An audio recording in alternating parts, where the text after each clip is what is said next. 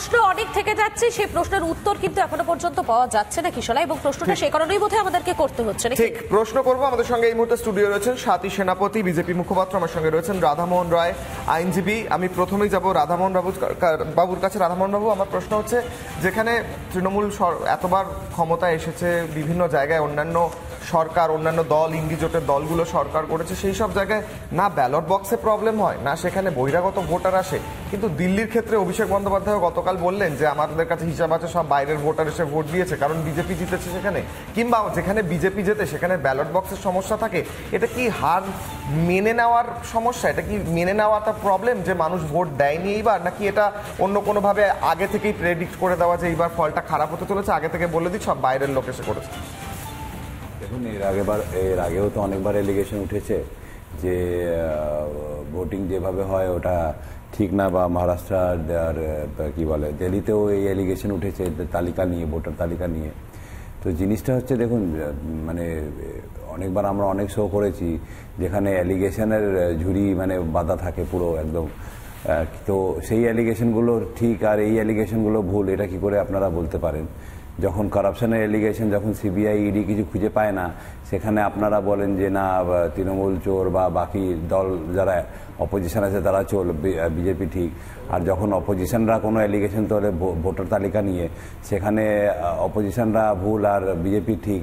এটা তো মনে হয়, মানে আমার মনে হয় এটা ঠিক না। রাধামোহন বাবু, তাহলে তৃণমূল যখন সরকারে ক্ষমতায় আসে, ভোটে জিতে, সেখানেও তাহলে তার মানে এই অ্যালিগেশনটা সমানভাবে প্রযোজ্য, নাকি শুধু বিজেপির জেতার ক্ষেত্রেই এই অ্যালিগেশনগুলো প্রযোজ্য? ইন্ডি জোটের কোনো দল বা তৃণমূল যেখানে জিতে সেখানে এই অ্যালিগেশনগুলো কাজে লাগে না, সেখানে মানুষের ভোট কাজে লাগে, তাই তো? না, আমি তো সেটাই বলছি। এখানে যে মানে কি বললো যে অন্য করলে লীলা আর বাকি করলে বিলা, এই জিনিসটাই তো চলে না এখন। তো এটাই চলছে, বিজেপি করলে লীলা আর বাকিরা করলে বিলা। আপনার কথা মানে কিশোরায় যেটা প্রশ্ন করলো আপনি বোধহয় বুঝতে পারছেন না সেই প্রশ্নটা। আচ্ছা, আমি একটা খুব আপনার কাছে আসবো রাধামোহন বাবু। কিশোরায় একবার আমি স্বাতীর কাছে যেতে চাইবো। স্বাতী, তাহলে মমতা বন্দ্যোপাধ্যায় যে কথাটা বলছেন বারবার করে, যেটা শুনতে পেলাম, যেটা আমরা দিল্লির ভোটের পরেও শুনতে পাচ্ছি। আচ্ছা, একটা কথা বলুন তো, তাহলে 2021-এর বিধানসভা নির্বাচন, তারপরে আমরা আরো একটা নির্বাচন দেখে নিলাম 2024-এর বিধানসভা নির্বাচন। এই নির্বাচনগুলো একদম ঠিকঠাক হয়েছে, মানে এটাতে কোনো বহিরাগত ভোটার আসেনি, এটাতে কোনো রকম ভাবে কোনো বুথে কোনো সমস্যা হয়নি।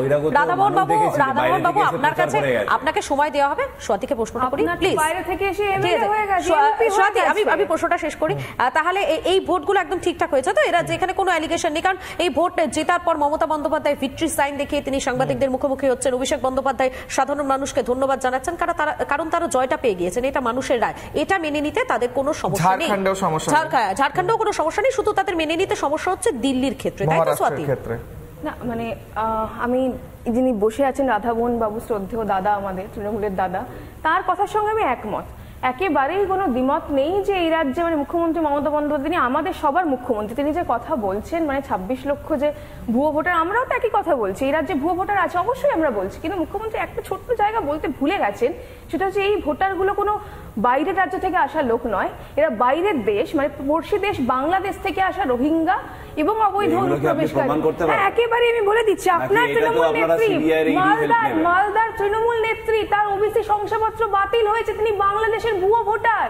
শেখ শাহজাহান, সে নিজে বাংলাদেশ থেকে এদেশে এসেছিল এবং সে একথা বলেছিল আমরা বাংলাদেশের জন্য দান করতে ভুলে গেছি। আর টেররিস্টদের নামও আছে, সাদরাতির নাম উঠেছে। পার্টিশনের পর বহু মানুষ বাংলাদেশ থেকে আসে আর যায়, বহু মানুষ যারা এখানে থাকে তাদের বাড়ি আসে, অরিজিন আছে বাংলাদেশে। তৃণমূল নেত্রী বলেছে যে একজন বাংলাদেশের নামও যেন বাদ দেয়। আচ্ছা দাদা, আপনি একটা কথা বলুন তো, এই যে ভুয়ো ভোটার তালিকা, আপনি বলুন আপনার এলাকাতে যারা সংশোধন করছে ভোটার তালিকা তারা কারা? তারা এই রাজ্যের প্রশাসনের লোক, তারা এই রাজ্যের প্রশাসন। তাহলে আমরা কি ধরে নেব গলত প্রশাসনে? 14 বছর পর ফাইনাল ভোটার লিস্ট তো ডিএম এর হাত থেকে বেরোয়। মানে মুখ্যমন্ত্রী মমতা বন্দ্যোপাধ্যায় এত বছর কি করছিলেন? এই বিলম্বিত বোধোদয় কেন? মুখ্যমন্ত্রী মমতা বন্দ্যোপাধ্যায় আসলে ভয় পেয়েছেন। এটা বলেই আপনারা খুশি হন? দিল্লির নির্বাচনের ফলাফল দেখে তিনি ভয় পেয়েছেন। 26-এ আপনারা আসবেন কি এটা ভাবছেন? এটা কিন্তু আপনাদের স্বপ্নই থেকে যাবে। এই যে 26 লক্ষ ভোটার কথা বলছেন, তিনি দিল্লির ভোটের এখান থেকে আমি একটা বাইট শোনাবো। অভিষেক বন্দ্যোপাধ্যায়, না আমি একটা বাইট শোনাই। অভিষেক বন্দ্যোপাধ্যায় বলেছেন যে দিল্লির ভোট নিয়ে সমস্যা আছে, কারণ তার কাছে খবর আছে বহিরাগত কত লক্ষ ভোটারের কথা তিনি বলছেন। শুনুন যে কত লক্ষ ভোটার নাকি বাইরে থেকে এসে ভোট দিয়েছে বলে বিজেপি দিল্লিতে জিতেছে। একবার দেখে নিন বাইটটা। এটা করেছে, এটা দিল্লিতে করেছে। আমি কেন বলছি, আপনি যদি দেখেন ভোটের মেশিনারি যারা সিরিয়াসলি করে তারা এটা বুঝতে পারবে যে দিল্লিতে আপনি যদি দেখেন ভোটার তালিকায় গত মানে 2024 লোকসভা নির্বাচন থেকে শুরু করে বিধানসভা দিল্লি নির্বাচন, মানে June, July, August, September, October, November, December, January, এই যে 8 মাসে 4 লক্ষ লোকের নাম নথিভুক্ত করা হয়েছে বাড়তি, যেটা গত 14 বছরে হয়নি। এটা তো হয়েছে। এবার এটা যারা ধরুন লড়াই করছে, এক্ষেত্রে বিজেপির সাথে লড়াই ছিল আম আদমি পার্টি হয়তো সেটা ধরতে পারেনি। আমি যেটা বললাম যে কিছু কিছু জায়গায় নিশ্চিতভাবে ওরা মানুষের কাছে সঠিক তথ্যটা পরিবেশন বা মানুষের কাছে পৌঁছাতে পারেনি। কমিশনের ভূমিকা নিয়ে কি বলবেন? কমিশনের ভূমিকা আপনারা তো দেখেছেন সবাই। কমিশনের ভূমিকা নিয়ে যত কম বলা যায় তত ভালো, গলা বিশ্রাম পাবে। মধুকল্পিত মানে এখানে তথ্যগত সমস্যা আছে। 4 মাসে যদি 14 লক্ষ মানুষ বললেন, কত 8 লক্ষ মানুষ বললেন, কয়েক লক্ষ মানুষের কথা বলছেন, তারা যদি ভোটার লিস্টে আসে সেটা তো একটা গণতন্ত্রের পক্ষে ভালো জিনিস যে ভোটার লিস্টে নতুন নাম উঠছে। নতুন নাম যদি ভুয়ো নাম ওঠে সেখানে সমস্যা, নতুন নাম ওঠায় তো সমস্যা আছে বলে মনে হয় না, কারণ ভোটের আগে তো নতুন ভোটাররা ভোটার লিস্টে নাম নথিভুক্ত করেই, তাই নয়? একদম একদম। আর এই জায়গা থেকে আমি রাধামোহন বাবুর কাছে একটা বিষয় আসতে চাই। রাধামোহন বাবু, মানুষের রায়টা মাথা পেতে নিতে সমস্যাটা কোথায় বলুন তো? না, এটা তো মানে আমাদের কোনো সমস্যা নেই। এটা সমস্যা হচ্ছে বিজেপি তো কথাটা বলেনি, হারছে বাংলাতে আর এলিগেশনের রাজনীতি করছে, রাজনীতি ময়দানে কোনো প্রভাব নেই, মানে কোনো মাটি নেই। আর জনগণ না শোনার কিছু নেই, আমি বলে দিচ্ছি। জনগণ কিন্তু বিজেপিকে চাইছে না, জনগণ জানে যে বিজেপি বাংলাতে এসে শুধু রাইট লাগাবে, বিজেপি দাঙ্গা লাগাবে আর মুসলমানকে টেররিস্ট করবে।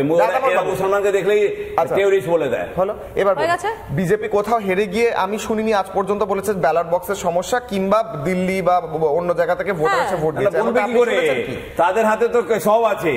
ওরা যদি বলে, ওরা তো দেখানোর জন্য, ওরা তো দেখানোর জন্য, মানে আপনারা তিনজন কি বিজেপি হয়ে বলছেন? বলতে দিন আমাকে। না, আপনি কি বিজেপি হয়ে বলছেন? একটু বলতে দিন।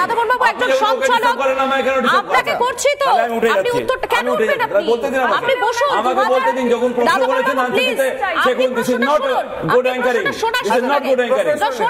This is not good anchoring. আপনি anchoring জানেন না, আপনি আবার জাজ বলতে দেবেন না।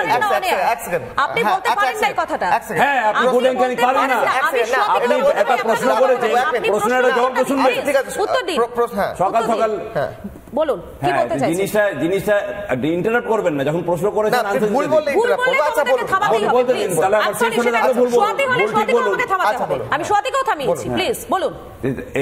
জিনিসটা হচ্ছে যে দেখুন, সেন্ট্রাল গভর্নমেন্টে হাতে সব আছে, ইলেকশন কমিশন থেকে নিয়ে পুরো ইলেকশন প্রসেসটা সবটাই সেন্ট্রাল গভর্নমেন্টের আছে।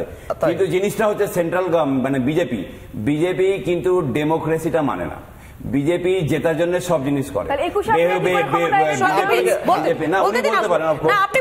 বিজেপি মানে জিনিসটা হচ্ছে যে অপোজিশন যে থাকাটা দরকার, সেই অপোজিশনকে শেষ করার জন্য উঠে পড়ে লেগেছে। ফার্স্ট। সেকেন্ড হচ্ছে বিজেপির সবথেকে প্রবলেম হচ্ছে যে বাংলার মাটিতে জনগণ ইনাদেরকে কিন্তু মানছে না। তাই জন্য আপনি দেখুন, বুঝলাম, এখানে তাই জন্য দেখুন আপকি বার 200 পার এখানে, কিন্তু আপকি বার 100 হলো না।